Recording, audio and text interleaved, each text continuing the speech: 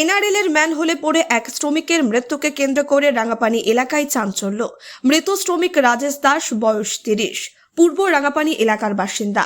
বৃহস্পতিবার নুমলীগড় রিফাইনারি লিমিটেডে কাজে গিয়ে এই দুর্ঘটনার শিকার হন তিনি। প্রতিদিনের মতো কাজের সময় দুপুরে তিনি তেলের গাড়ি নিয়ে সার্ভিস ট্যাঙ্কের কাছে গেলে দুর্ঘটনাক্রমে ম্যানহোলে পড়ে যান। দীর্ঘক্ষণ খোঁজাখুঁজির পর তাকে উদ্ধার করা হয়।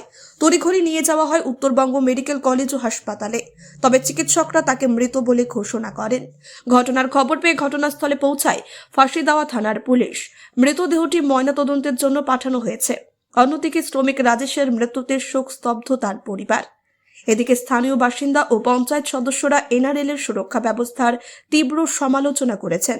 অভিযোগ, পর্যাপ্ত অক্সিজেন সিলিন্ডার, সুরক্ষার সরঞ্জাম এবং অ্যাম্বুলেন্সের অভাব রয়েছে কোম্পানিতে।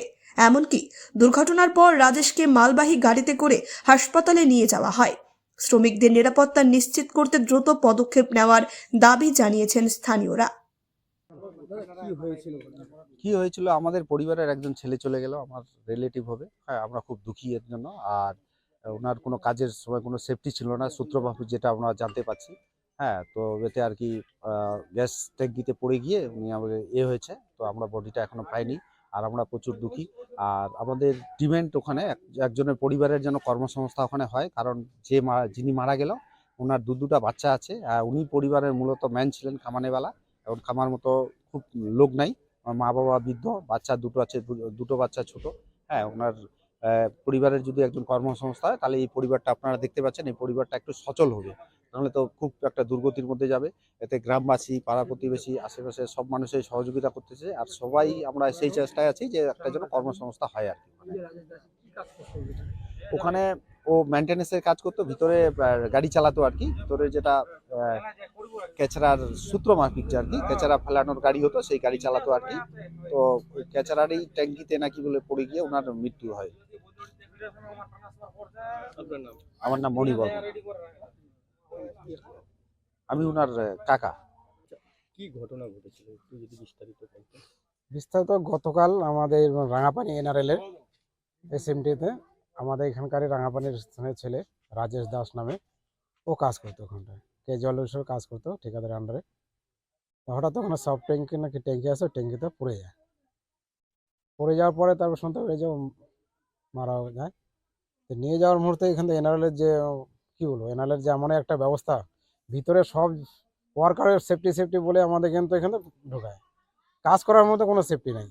আজকে ওটা ট্যাঙ্কির ওখানটায় কোনো মানে সেফটি বেল্ট হিসেবে যদি যে ওখানটায় যেত, তাহলে কিন্তু হয়তো পড়ে যেত না, ঝুলে থাকতো। কোনো অক্সিজেনের ব্যবস্থা নেই। ওর ঘটনার পরে ওকে মেডিকেল হসপিটালে নিয়ে যাবে, সেখানটা নিয়ে যেতে দেখে যে ওদের যে মালটানা গাড়িগুলো আছে, যে পিক আপ ভ্যান, ওই পিক আপ ভ্যানে ওকে নিয়ে যাওয়া হয়। এত বড় একটা সংস্থা এনআরএল, ওনার মধ্যে একটা অ্যাম্বুলেন্স নেই। আরও দুটো, মানে একটা বোধহয় আছে ফায়ার ব্রিগেডের গাড়ি আছে, ফায়ার ব্রিগেডের গাড়ি শুধু এনআরএলটার জন্যই। বাইরে যদি এনআরএল পাশে আমাদের কোনো দুর্ঘটনা, কোথাও কিছু দুর্ঘটনা ঘটে, ফোন করলে গাড়ির ব্যবস্থা আমরা পাই না। ওখানে তো গেলই। এবার ওটা শুধু কি আমাদের এইখানটায় এনআরএলটা প্রজেক্টটা আছে, শুধু প্রজেক্টটাই সুরক্ষা করে ওরা, আমাদের লেবারদের কোনো সুরক্ষা নেই। না লেবারদের আছে ইএসআই, না পিএফ, আবার পিএফের টাকাও কাটে, সব কিছু কাটে, কিন্তু এগুলো কোনো ব্যবস্থা নেই। মানে কর্তৃপক্ষের কিছু একটা গাফিলতি রয়েছে। গাফিলতি শুধু এইটা না, এর আগেও আরো কয়েকটা ঘটনা ঘটেছে, কয়েকজনের প্রাণ গেছে, কিন্তু এইভাবেই সেম টু সেম হয়ে চলে আসে। এই বিষয় নিয়ে কি আপনারা এর আগে লিখিতভাবে কোনো জানিয়েছিলেন? অ্যাকচুয়ালি এবার তো আমার দেখে স্থানীয় ওখানটায় কিছু হয়েছিল কিনা সেটা আমার নেই, কিন্তু বাইরের লোক হয়েছিল, তো ওরা লিখিতভাবে কিছু নেই। সেখানে কত শ্রমিক কাজ করে? হ্যাঁ, করিব এখনো ধরে নেওয়া হচ্ছে 5 থেকে 600 শ্রমিক কাজ করে। থানায় কি অভিযোগ করা হবে?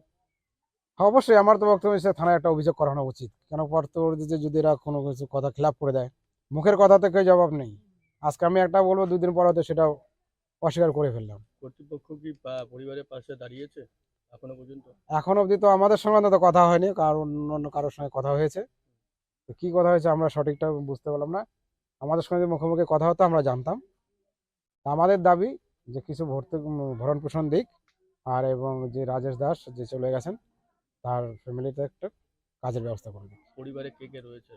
ওর পরিবারে আছে, ওর স্ত্রী আছে, 2টো বাচ্চা আছে, বাচ্চার বয়স কম।